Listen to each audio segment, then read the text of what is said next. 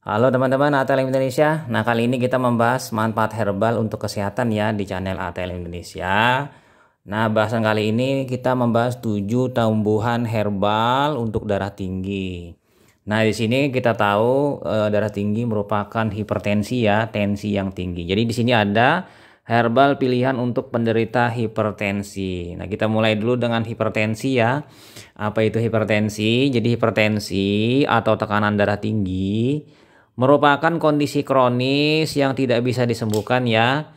Jadi seseorang yang memiliki riwayat darah tinggi perlu mengontrol tekanan darahnya agar terhindar dari komplikasi hipertensi. Nah, selain menerapkan gaya hidup sehat dan mengonsumsi obat darah tinggi, banyak orang mencari alternatif lain untuk mengatasi hipertensi ya, teman-teman. Salah satunya dengan obat herbal hipertensi atau cara alami untuk menurunkan tekanan darah. Nah, di sini herbal yang cocok untuk penderita hipertensi ada dipilihkan sebanyak 7. Jadi, yang jadi pertanyaan, tanaman apa saja yang cocok untuk menurunkan tekanan darah tinggi pada hipertensi? Nah, ini yang pertama, tanaman tersebut adalah bawang putih. Di sini bawang putih ya juga bisa menjadi obat herbal untuk menurunkan tekanan darah tinggi secara alami. Nah, studi literatur yang dipublikasikan Pharmacognosy Review pada tahun 2011 menunjukkan bahwa bawang putih dapat menurunkan tekanan darah, terutama darah dari sistolik ya, tekanan sistol. Nah, kemudian penurunan tekanan darah ini, teman-teman, umumnya terjadi pada seseorang dengan jenis hipertensi esensial atau primer. Nah, kemudian lagi masih di bawang putih. Senyawa alicin dalam bawang putih itu diyakini sebagai kandungan yang berperan dalam penurunan tekanan darah tersebut. Jadi senyawa ini bekerja dengan meningkatkan produksi oksida nitrat dalam tubuh yang dapat membuat pembuluh darah lebih rileks sehingga tekanan darah pun menurun. Nah, kemudian selain itu bawang putih juga diketahui dapat menurunkan kolesterol, yang mana salah satu faktor hipertensi yaitu si kolesterol tadi. Nah, masih di bawang putih ya, teman-teman. Jadi di sini bawang putih sebagai obat bisa berinteraksi ternyata dengan obat-obat tertentu, terutama golongan antikoagulan. Jadi apabila mengkonsumsi bawang putih ini terkait hipertensi, konsultasikan dengan dokter sebelum menggunakan bawang putih sebagai obat alami atau herbal untuk hipertensi.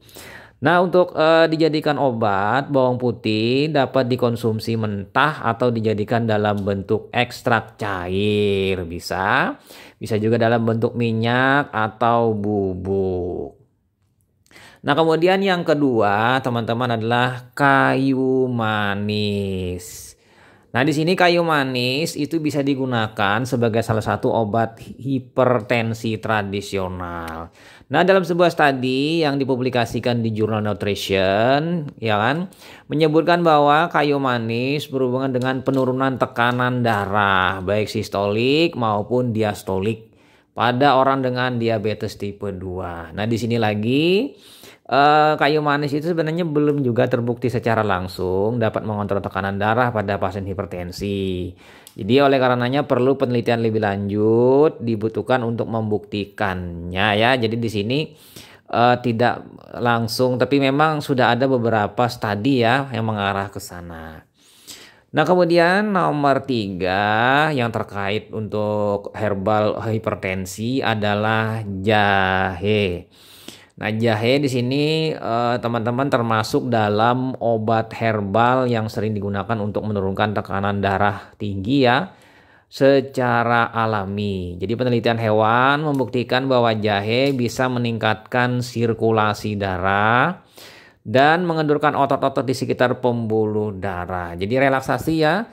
Jadi zat aktif dalam jahe itu sebenarnya seperti savonin, flavonoid, amin, alkaloid dan terpenoid itu terbukti dapat meningkatkan relaksasi santai ya pembuluh darah dan menurunkan tekanan darah. Namun ini dilakukan pada hewan percobaan tikus.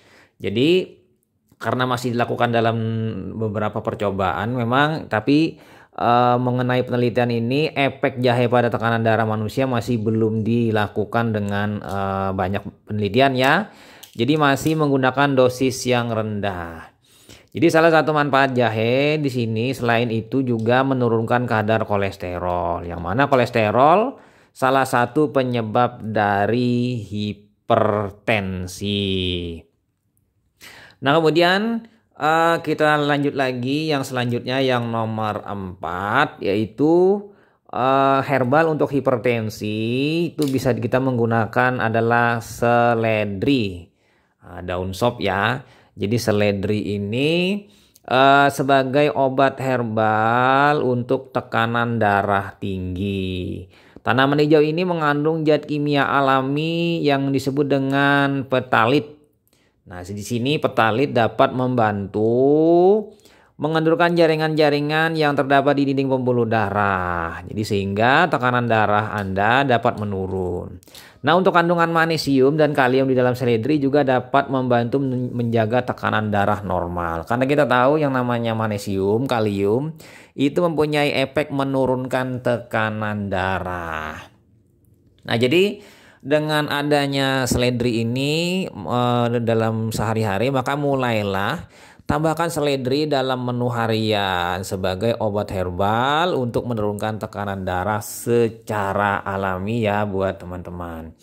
Nah, jadi bisa juga cara membuatnya dengan jus lalu ditambahkan dengan madu, jus seledri agar lebih nikmat dengan madu kan, atau ditambah dengan cuka yang dapat meredakan pusing, sakit kepala dan nyeri bau yang terkait dengan gejala dari hipertensi ya teman-teman. Nah, selanjutnya teman-teman yang nomor 5 herbal untuk hipertensi yaitu basil. Nah, basil ini sebenarnya salah satu tanaman yang bisa dimanfaatkan untuk menurunkan tekanan darah, yaitu si basil, Ocimum basilicum. Jadi basil ini sebenarnya mirip dengan kemangi tapi berbeda ya. Kemangi warna daunnya lebih hijau dan tebal, kalau ini kayaknya lebih tipis. Tapi ada sangat kemiripan.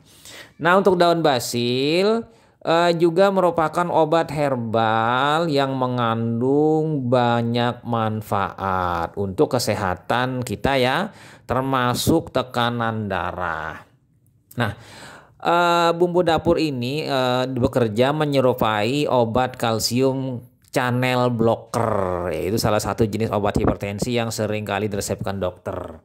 Mengapa? Karena pasalnya ekstrak dari daun basil ya kan mengandung eugenol. Ya, sini eugenol ini adalah zat kimia yang dapat memblokir reaksi kalsium blokir ya, yang bisa menyempitkan pembuluh darah.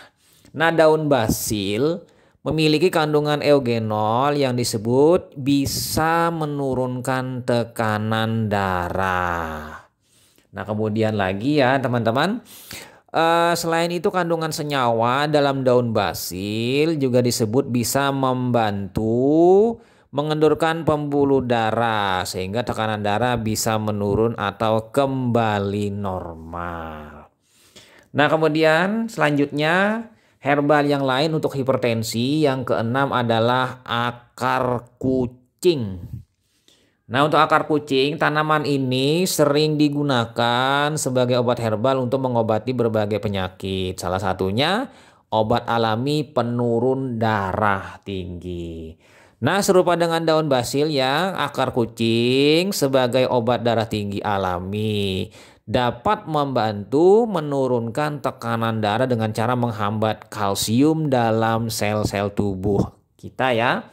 Kemudian dapat menemukan obat darah tinggi ini si akar kucing ini dalam bentuk suplemen sudah ada di apotek. Nah, kemudian yang terakhir tanaman herbal untuk hipertensi untuk menurunkan tekanan darah adalah kapulaga.